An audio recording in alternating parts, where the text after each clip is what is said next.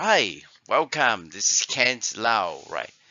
Well, this video is just to show you that I have done that.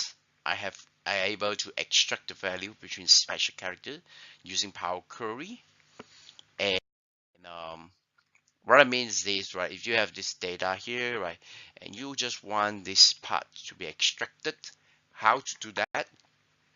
Well, these are the code, and these are the video.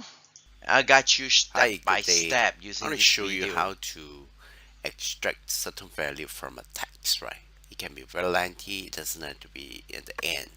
So extracting these And phrases right into another column. that's How it, to right? we want So to we know the can see the position log, right? and And just stop about done. this, right? And that's I it. done. And finally, it just IS dropped right here.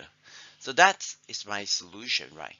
And I'm selling the solution for USD 3 USD. I really thankful that you were able to help me for this, right? And this will help me support my family. And thank you very much.